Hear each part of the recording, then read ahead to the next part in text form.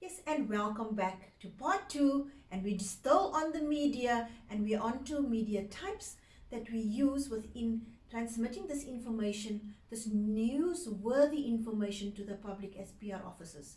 PR officers, you are going to be inundated with requests to make a statement, a press release, a public statement, a public release in order to accommodate what has happened with the business. So you need to give that spin, that positive spin, in order to re-establish the image of the business. And you're going to need to use different media styles in order to, or media mechanisms to use at your disposal to transmit that kind of information. We're going to start off with what do we expect after going through the specific video PowerPoint online.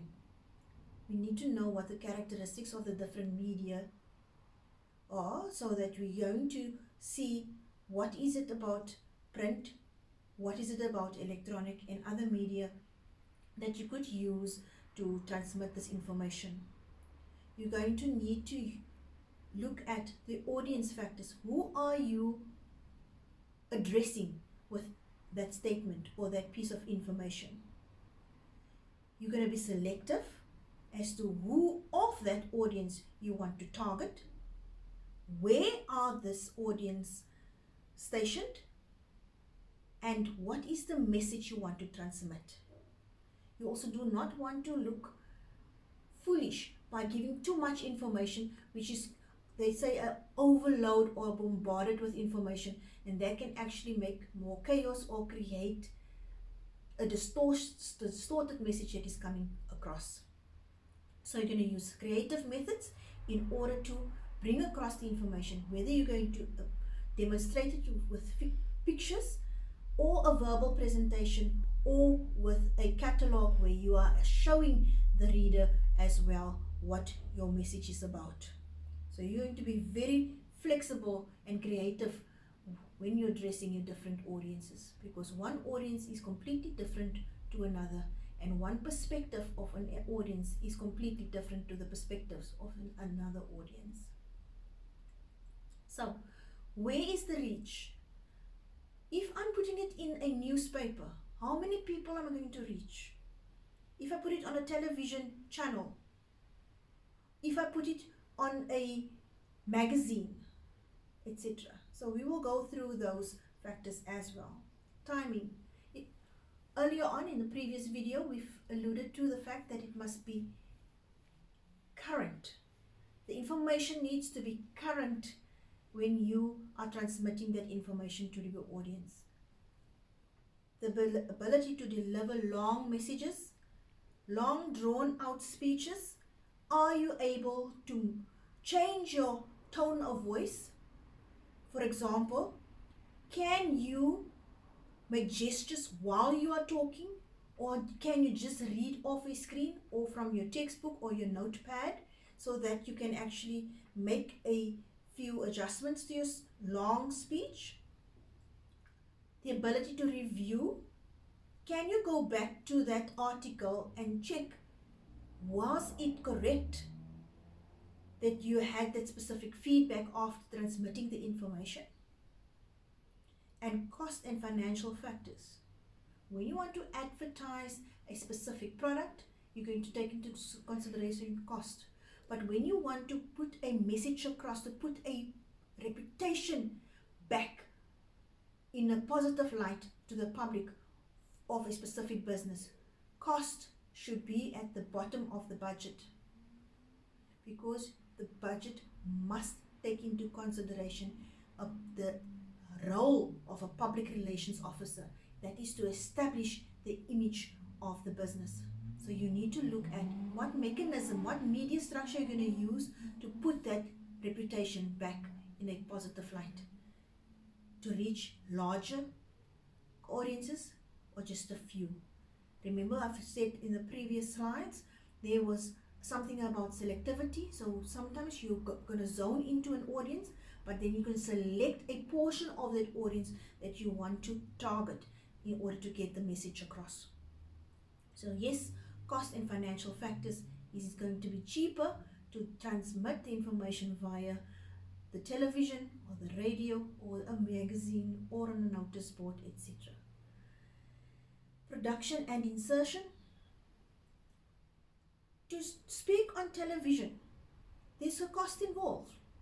To speak on at a conference, there's a cost involved. The venue needs to be hired. The equipment needs to be hired. So you need to take all of these things into consideration when you choose the medium that you're going to use to transmit that information. And yes, you can't just rock up at a TV station or at a radio jockey station and just thumb suck. You need to prepare so that whatever you are transmitting is authentic, current, and that it reaches everybody that it's supposed to reach. So types of media, we're zoning in as the electronic media. We have our television, we have the radio, we have cable and satellite, and networks that goes along with it. Electronic media, any mechanism that use electricity or is on the power relations, so that you have a battery in your laptop, that you have a battery in your cell phone, etc. So electronic media is your speech, your information sharing via electronic media going to be feasible. There's one about the cinema. I'm sure you've watched a movie already at the cinema, and there's always advertisements, and there's always something that the people would say. For example, the advertising authority would say, whilst making the specific advertisement, no harm was done to the animals or people or etc. So that is all about a public image that you want to portray. Then we go into printed media, and that we call press media. Printed media, anything that is written down. So we know a newspaper is printed, we know a magazine is printed, and other documents, volumes and articles that are printed as well. We go on to other media, which we call the outdoor media. We know there's banners outside, there's skywritings, there's transit ads, meaning the advertisement is on a bus or a car or the train or the aeroplane, where you can see there goes the Mango aeroplane, there goes Kalula.com, there goes the MEC cruise, there goes the new Revlon model on the bus. So any advertising that's on the move we call transit advertising, and that's outside. It's not a television that's inside, it's not a radio that's inside your car, inside the house. It's outside. POP, those are all the pop-up mails that you can get. Direct mail, and then we can also say it's spam. And then the interactive whiteboard, the interactive screens. We've got touchscreen cell phones that you can interact with whatever is on the telephone or on the cellular device. TV advantages. It's creative and impact quite a large group of people. It's creative, as you can see the actors, and it's colorful. It's lifelike audio because the people are acting. It's videos and there's motion, there is movement. It's a demonstration, and you can even see when the advertisement or the picture or your work, your state of the nation address one day, how does it touch the emotions of the people?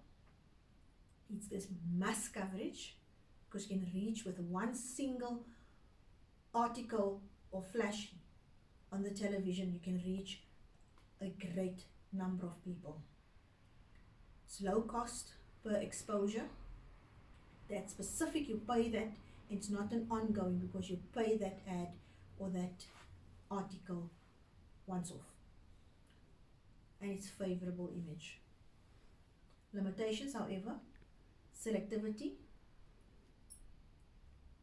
what you want to say, is it exposed to the people that you need to reach? Because many times people are at work and they can't find the bulletin or can't see the ad, etc. So it is very selective. With specialized channels and programming, selectivity has improved because now you see that you have a whole array of different channels catering for different preferences of your viewers. If your sports, your adventure, your children, your nature, and your travel.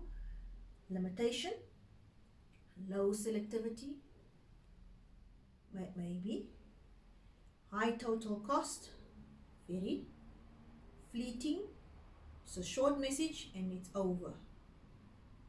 Clutter, because you need to put a lot of information into that one 30-second ad. It could feel cluttered. Zapping and zipping, that you take the huge amount of information into a small message. And measurement, how can you measure how many people watched your ad or your information insertion? And there we go, there's a different ways. Measuring TV audience, reach number of television households, how many TV licenses are being paid, etc. The program rating,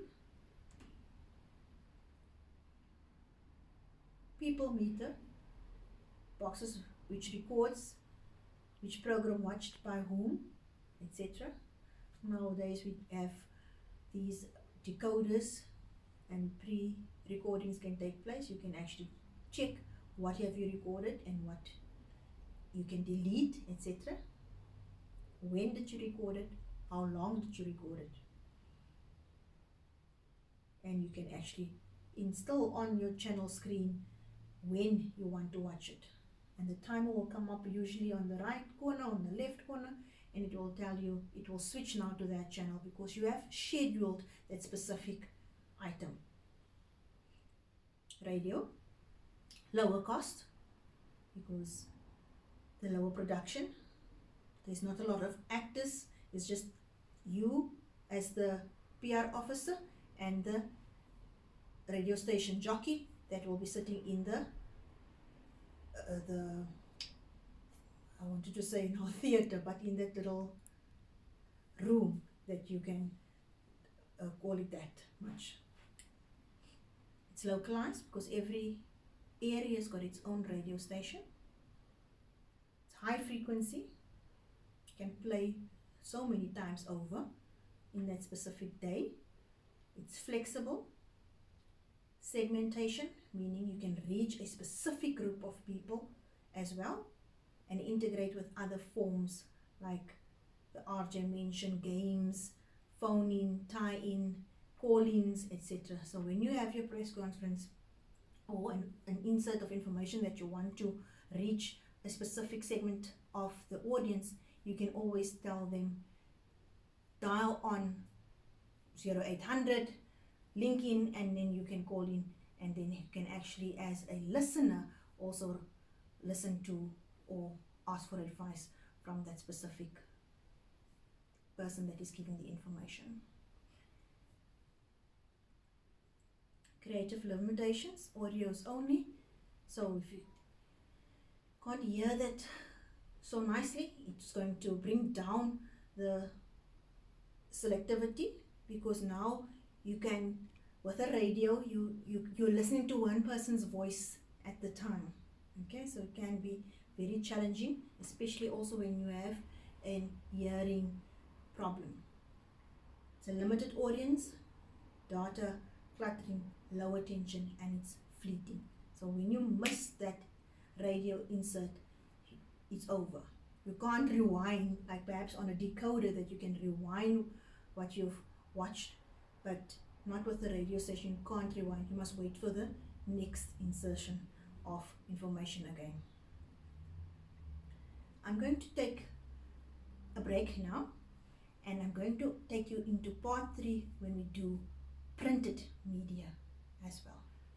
Thank you for watching.